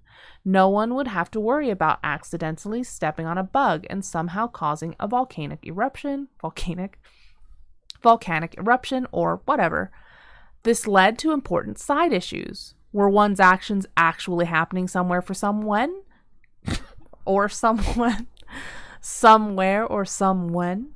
What would happen if one then got stuck in the past where the apparent event had taken place, etc.? But his subconscious was already working on potential solutions to these questions.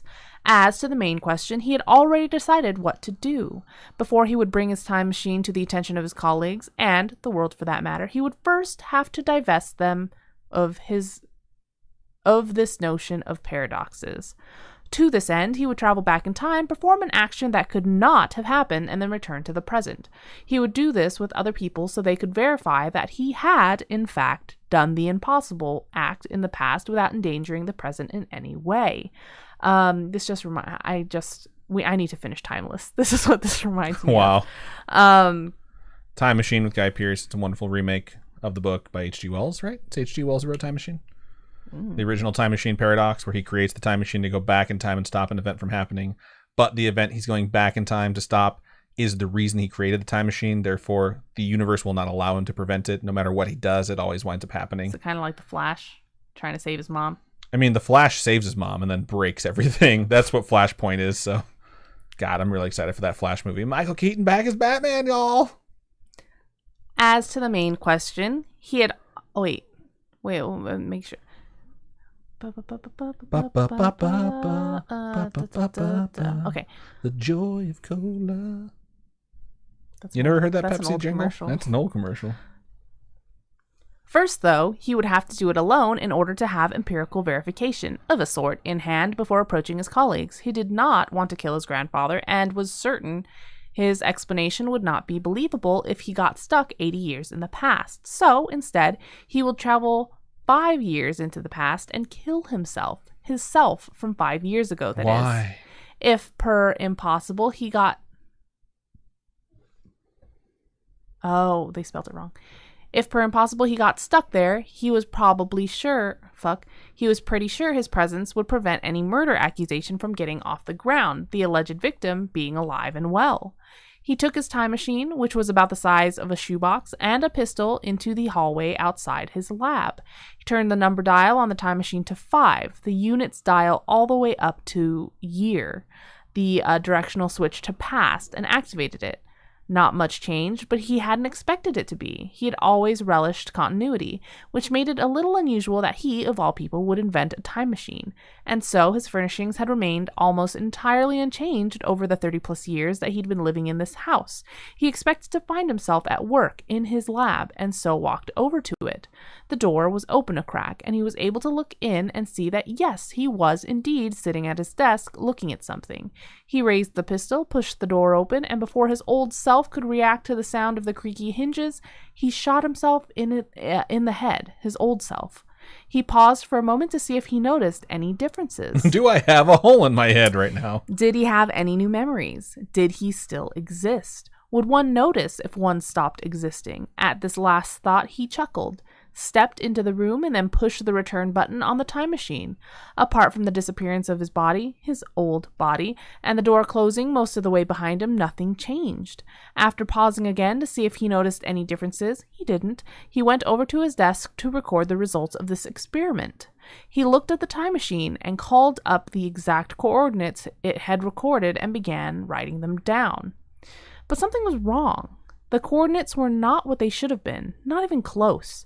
As he finished writing them down, he looked back at the time machine to see what the problem was. The first thing he noticed was that although he had pushed the directional switch down to past, the switch was sticky and it hadn't clicked over. The second thing he noticed was that while he had turned the category dial all the way up to year, he accidentally pushed it too far, and since the dial had no stopper, it reset to the smallest unit. He hadn't traveled 5 years into the past, he had traveled 5 minutes into the future. Start yelling immediately. And behind him, the door hinges creaked. That's a really good story. It's a really good story. It's written in a way that makes it like hard to palate at first, where it's like, yeah, we get it. You like science. You like to write things that are pretty, but still, like, let's get to the meat of the story. But that is a wonderful way to end that story. Yeah. Like, that's really fucking good. I really like that one. So shout out to Jim S. for writing that story. I thought it was a very good story. Shout out to you, Jim S. Unless it's supposed to be combined, your name is Jim's. When I read that, when I was searching for a story, I was like, yeah, solid. Good. That is good shit. Great one to end on, too. Yeah. So, good stuff, Robin. I want to high five you on that one. I think that might be one of my favorite story times. I high fived Spookymon the other day. And she did it her normal asshole way of high fiving. And she's just like, I'm never high fiving you ever again. Because it hurts. She hits way, way too hard. She's the kid who plays too rough. So, all right. Damn it. Good stuff. Marking it. Let's read some stream chat and then get into marbles. And then you can finish whatever homework you have. And we'll see if we all go to bed early or not. Probably not. We never do. I have that lab report and luckily I got a 1-day extension. So, fuck. All right. And I have a site visit tomorrow too, between 3 and 5. So I have to go visit that. Jeez Louise. Rock shit again. Scrolling up to where we left off. Paramecium Brain, the best insult from Hook is what J. Valor says. Captain Vegas says, I'm lying down, too tired to eat. Glitch says, what is everyone's Halloween costume for this year? If it's nothing, I don't want to hear about it. It's Sam Hain. I don't hear about it. Sam Hain will be displeased. Captain Vegas says, I've reached peak laziness. If I had a fluffy cat that wanted to lay on me, I would be peak lazy too. Same. Snark says, the Amoeba Boys for Powderpuff Girls. Chunk says, finally home. Glad I have salmon. Made that earlier today. Good job, past Chunkster. Speaking of time machines. Captain Faye Guy says to Glitch, I'm going to Renaissance Fair that Laura Ann told me about, dressing up as a lady. Nice. Rakito says Burt Macklin, FBI. I don't know who that is. Burt Macklin. Oh, fuck. Oh, man. I gotta look it up because I know that name. It's hurting Robin's brain. Liz Tree says, I'm dressing as a skeleton with veins. I got my Tokyo Revengers cosplay in, and the pants are too fucking big. And now I gotta take them in. So if anybody in Vegas knows a good, like, tailor that can help me take the pants in, that'd be great. I will say someone warned her the size she was wearing would be way too big. No, but the shirt is good. Shirt is good. The shirt is good. The pants are just too big. You can let that dog in now. Snarked said, congratulations, Captain Fake Eye. And then said, my husband summoned me to send him pictures of his watch equipment, and thus I must get up. That's a bummer. Glitch says, yes, I better see these costumes in Discord and or Facebook, or I don't want to say what order is LOL, but I will find you and throw candy at you unless you're not in costume. Then you get nothing, sir. Nothing. Gonna keep scrolling. Captain Fake Guy says to the Snark, yes, husband's so annoying. Laura Ann says, I love the Ren Fair. Gonna keep scrolling. Into Matrix says, I got myself a Deadpool onesie. That's pretty awesome. Snark says, Captain Fake Guy, I agree, but snoo and financial and emotional support, LOL. That's pretty awesome. From Parks and Rec. It's a character from Parks and Rec. Gotcha. Macklin. Captain Vegas says to the Snark, I too married my husband for his earning potential, LOL. That's the dog. Lizardry says, I love Robin's sound effects when she's looking for her spot. I'm What's Nearest says, I really need someone to take all the sounds Robin makes and put them into his soundboard. You might not want to pick her up if she needs to go to the bathroom, because she might just pee. Can I have a hug? Can I have a hug? Oh, did you give Daddy a hug instead? Oh, you're such a good girl. Red Keto says, I want to lay down and be a trophy wife. Liz Tree says to Enzo Matrix, I want to be a trophy wife someday. Kevin Vega says, unfortunately, my husband told me no. It's hilarious. Gonna keep scrolling. Enzo Matrix says, Adam/Malum, is that a Patreon thing? Is what a Patreon thing?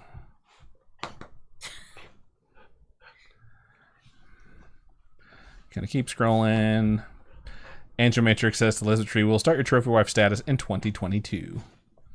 Kevin Vega says to the Snarks, but all the time you could spend shopping and getting your nails done and gymming and being an influencer. That does sound like the life. You can lay down.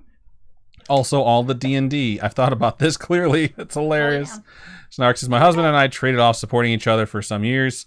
It wasn't until we moved to Vegas we both worked at the same time. Kevin Vega says, trophy wifedom sounds glorious. Snark says 100%. It was fantastic for a while. Also, it's hard to find people I want to play with during work hours. That is true. All right. Enter Matrix says I meant the Robin sound effects. Got it. I do drop some sound effects that Robin does on the Patreon when they're just like ridiculous enough, or they make me laugh when I'm recording or when I'm editing. I'm like, I'm just gonna share this with the world. It's way more funny too when it's a topic episode. Because you guys have not heard it. It's not like you heard it live and you heard it played again. You'll hear it for the first time. And because we're not live, Robin will say things like, God fucking damn it. Like, she'll get frustrated. And then, like, I loop it together with, like, her weird sounds. Her predator clicks. And it's a fun time. But we all know what time it is. Tool time. It's Marbles on Stream time. That's right. So, we're going to get this thing fired up. Thank God it does not have to update. I checked it 2 hours before the stream. And I realized that I might want to check it again because it happens so frequently. I need to get my wireless keyboard. All right. You do you, girl. Scooch your bullshit out of the way. All right. Exclamation point vote, then a space, and the number that goes with the track you would like to race. All right. Into Matrix says Battle Royale. We'll do one regular race and one Battle Royale if everyone wants to do that. Ugh. I'm a creep.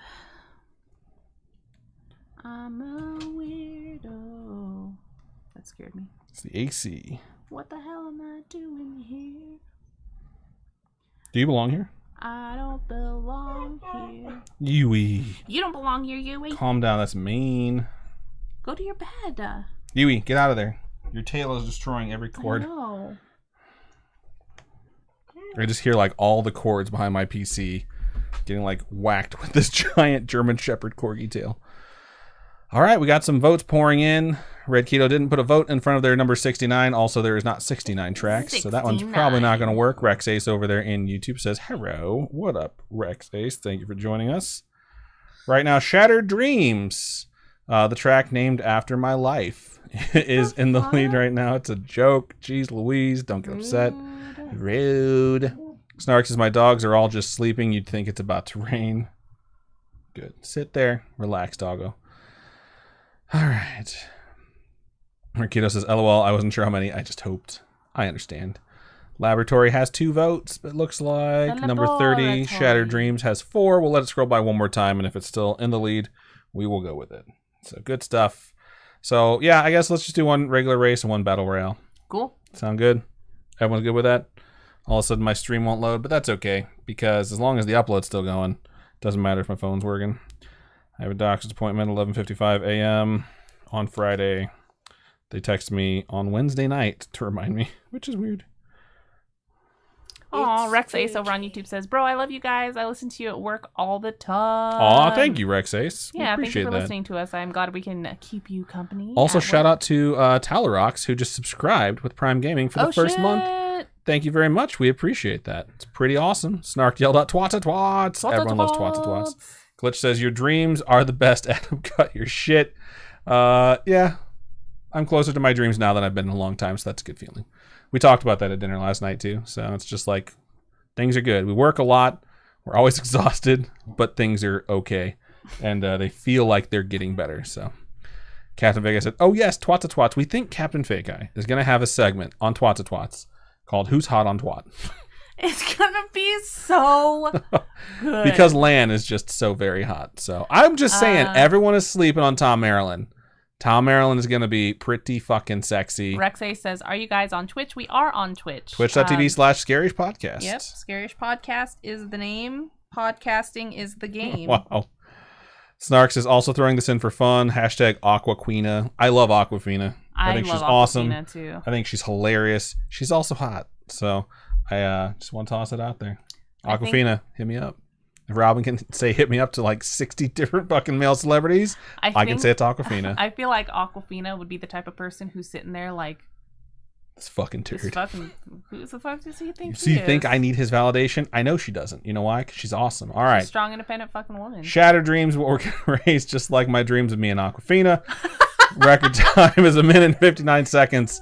Average time, 1:59 seconds. Record time is 1:19.941. Locally, Robin holds the record with 1:39.792. Let's take that record from her. She really needs to go outside. That's why she's freaking out. All right. Exclamation point play to get your marble on stream. Do you hear that? Rex A says, on my way, coach. Right on. Yeah, I do hear that. I hear all the things underneath my desk getting hit by her tail.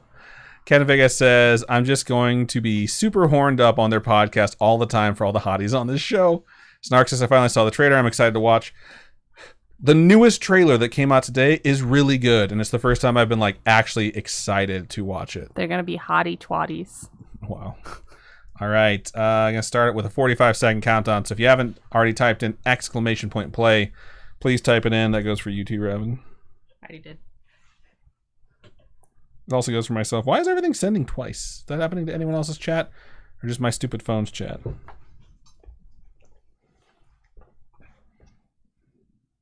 So your idea of a dog that needs to go OUT is to pet her a whole bunch and get her super riled up so she might just pee herself. Interesting. All right, we got 15 marbles right now. Not the best we've ever had, but obviously not the worst. Also, Tyler Rocks is going to do their first race. Yeah, that'd be cool. Jesus Christ. All right, we are off. Let's check out what this looks like. Some fan blades that are going to knock you down. And a bunch of deviating tracks. I remember this one. We've done it multiple times. Currently it says Chunkster is in the lead, but Lisbetry got down there first with Glitch, Chunkster, Pink Penguin, Killsman, the Snark, all right behind. Lasty is Enzo Matrix.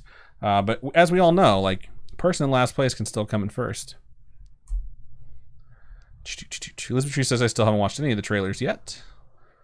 The first one didn't look that great to me because I was looking for stuff that I recognized from the books and there was barely anything in it. This second trailer that came out today had a bunch of shit from the books and some of my favorite stuff. So I was like, all right, now you got me. Lisbetry is going down the center track and is currently in first place, like way ahead. Killsman's right behind Lisbetry though, so we'll see how that works out. Cat in Vegas says, watch it and tell me Lan is not the hottest man alive. That's hilarious. And then Intermatrix says to Captain Fig, hey, how rude. Okay, so we lost one dog, and Robin has returned with another one. Lisbetry has been slowed down from the fan blade, and Pink Penguin is now trying to get through the assault that is these two fan blades going in opposite directions. The Snark is the one who made it out first. And Robin's record seems like it's going to hold true unless someone has a shortcut they find. Snark, Pink Penguin, and Robin's current ball are in first, second, and third, respectively. Yeah, Rosamund Pike looks great as Moraine, and they finally show her like diadem that she has in her hair. It's a little bit different than in the books, but it actually looks pretty good. Captain Fake Eye and Pink Penguin and Killsma and Talarox have all fallen off, so they won't be winning. Laura Ann is now challenging the Snark for first place. Everyone has hit the barriers. Red Keto's trying to get through, but also gets stopped. And Domatrix tries to get through. Wow, okay. Laura Ann gets first place. Enzo Matrix second, the Snark third, and then it looked like Red Keto got launched backwards. I have fallen off along with actually Phazon. Glitch falls in, the Robin Grace falls in. Lizardtree gets launched backwards. Red Keto finally makes it in. I'm What's It Dinner is just waiting for a green light to go in. And our adorable Shiba is being adorable. And I'm What's for Dinner has made it in, leaving Lisbetry, who's way back there, who was the first one down in the beginning. All right. Captain Fake Eye says the Snarked right, and Egwene is also pretty hot. They're all very beautiful characters. Is it Egwene very or beautiful actors. Asian? I say Egwene because there's a character in WoW named Egwene, but it's Egwene. It'll also be nice to hear all their names pronounced officially, so I can get my headcanon like Aes Sedai instead of Aes Sedai. Congratulations, Laura Ann. You move up to 10 points in the season. Enzo Matrix is at 11. Glitch goes up to 14. I Am Watcher goes up to 15. Chunkster still hanging out at 13. Red Keto's pretty close at 11. All right. Let's race the last race. Race menu. Royale. There's only 2 tracks to vote for. You know how to do it. Exclamation point vote, then a space, then a 1 or 2.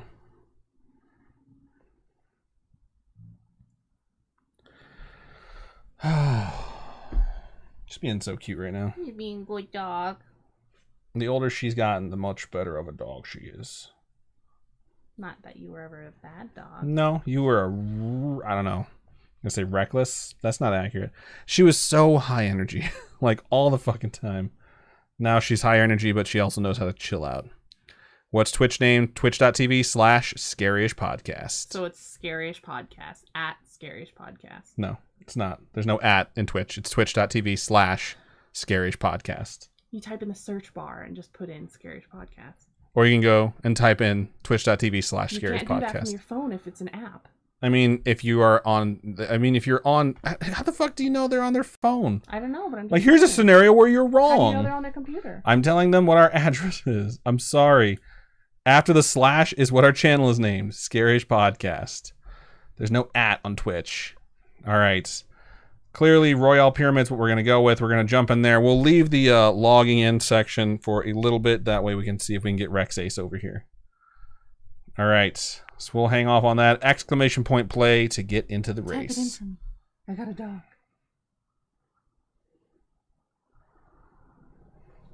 Oh, never mind. You had a dog.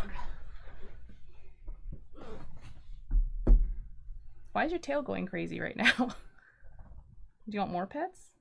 All right, bye. She wants to play. All right. Jose has made it over. That's Rex from YouTube. Type in exclamation point play to get your marble on the stream. You gonna join in, Robin? I thought you typed it in for me. No, I was going to, and then you moved in front of your phone. All right, 45 seconds. Currently, we have 16 marbles, so 1 more. Also, shout out to Jose, who just followed us over there on Twitch. We appreciate that. I think I'm saying it right. If not, just let me know.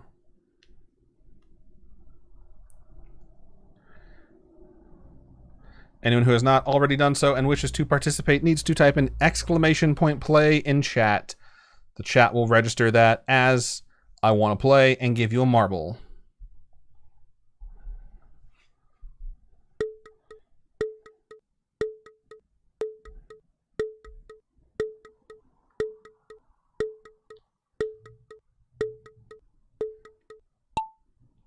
For some reason, American Airlines gave me $20 back.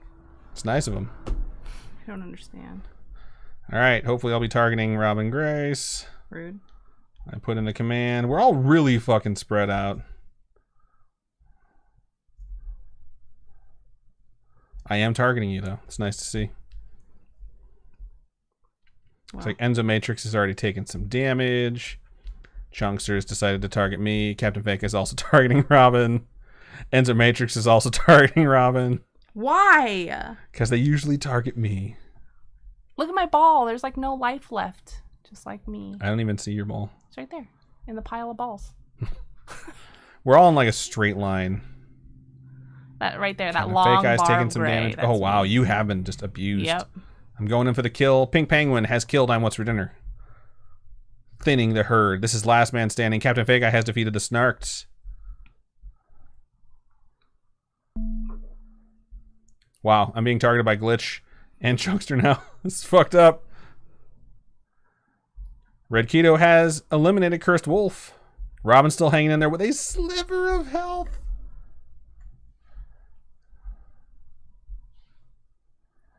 Enzo Matrix put target, Did I run the fuck away. No, you're still hanging in there with a sliver of health. That was the last words that came out of my mouth. Yeah, I know, but Enzo Matrix has eliminated Captain Fake Eye. Oh yeah, survive. Killsma has eliminated Laura Ann. What if my ball just came back and murdered everyone? How fucking sweet would that be? I guess it'd be interesting. Top 10 situation. Tyler Rocks eliminated Ashley Faison, Red Keto eliminated Elizabeth Tree and what? I'm dead. Robin. No, my dream. My dream. Red Keto also eliminated me. Enzo Matrix eliminated Red Keto. Killsma is just barely hanging on. Kayla Ray Reach just took out Glitch and Killsma. Kills the happy couple. There's only 5 marbles left. Who has the most health? Tyler Rocks has full health. Enzo Matrix is almost completely gone. Tyler Rocks has killed Pink Penguin. Now everyone's kind of even, except Enzo Matrix is just hanging on by a thread. Oh my god. This is... What? Going for the flying elbow.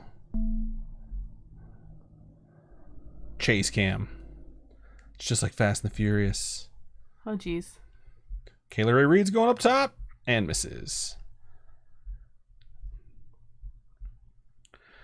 Tyler Rocks has eliminated Enzo Matrix. We knew it was coming. Glitch says, wow, kill a whole family. I hope you feel bad. Jesus. All right, Chunkster is targeting Tyler Rocks. Kayla Ray Reed's and Tyler Rocks are both targeting Chunkster.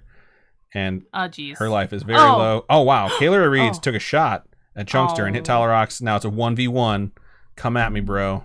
Oh, jeez. Going up to the turnbuckle and misses. Oh, my God. They're almost even in health. Kayla Ray Reed's actually has a slight advantage. Ooh, not anymore. Not anymore. Oh, my God. Get it. Wow, this is anticlimactic. Congratulations. Anti-what? Climactic. Congratulations, Tyler Rocks. You have won the Battle Royale and collected 60 points, putting you firmly in first place. Holy shitballs. Beginner's luck? So here's what happens. Type in !merch. It'll bring up a link. You're going to click that link, go to Robin's Kawaii Corner, which is Robin's Etsy shop. Once you're there, find yourself a Scaryish sticker. Then message us, whether you can email us, storytime@scaryish.com, or hit us up on any of our social medias, Facebook, Twitter, or Instagram. Let us know, I would like this sticker, and here's where you can send it. And we will be more than happy to send it to you for being victorious in Marbles on Stream. So pretty good stuff. Tyler Rock says, I have no idea what I'm doing. It's okay. You still won. All you really had to do is type in the thing to get you in there, and then took care of the rest. So !merch, and you will be able to go in there and find yourself a little sticker for your reward. I'm going to type it in myself, and it should bring up the link for you. Boom, right there. Cool. Good stuff. So I'm going to go ahead and move us back over into the regular cameras. And then, I think we're going to go ahead and do this wonderful thing called the outro and give everyone back their night. So here we go. Marking it. Oh, wait, I have to totally get out of this stupid game first. Race menu. Exit. Aw. Spooky Mom says, a late hello to the spooky kids. What up, Spooky Mom? Also known as Mom. Hello. I was trying to say to Glitch, you're slipping. Adam had to type !merch himself. It's okay. I knew Glitch would have done it, but I was in the middle of talking, and I figured I would just do it myself. All right, marking it, and we're going to say a bye. So thank you to everyone who listened for this episode of Pastatime number 19. Shout out to everyone who wrote these wonderful short horror fictional stories. Shout out to Amber, who sent in their own story from the Spooky Friends community. We highly encourage anyone who's out there who has one or would like to write one to send it in. You can email pastatime@scaryish.com or go to our website, scaryish.com, and click on Contact Us. Fill out that form. It comes directly to us. Or hit us up on any of our social medias. Facebook is facebook.com/Scaryish Podcast. Twitter is @ScarishPod. And Instagram is @Scaryish Podcast. Robin, for folks who would like to donate to us, how can they do so? You can go to patreon.com/Scaryish Podcast, and those are monthly donations. Tiers start at $1. At $1, you get ad-free. You can't go wrong with ad-free. Ad-free is the way to be. That's old chestnut. If you're not into the monthly donation type thing, you can also go to Ko-fi. ko-fi.com/Scaryish Podcast. Those are one-time donations. All your donations really help us keep us going. So if you have anything else, I don't know. Nope. Standard sign-out stuff. Yeah. So yeah, that's everything we have for this episode of Pastatime. Thank you so much for everyone who listened and watched live. We appreciate all of you. And yeah, Robin, go ahead and sign us out. Keep on creeping on, and we'll talk to you guys later. Bye. Bye.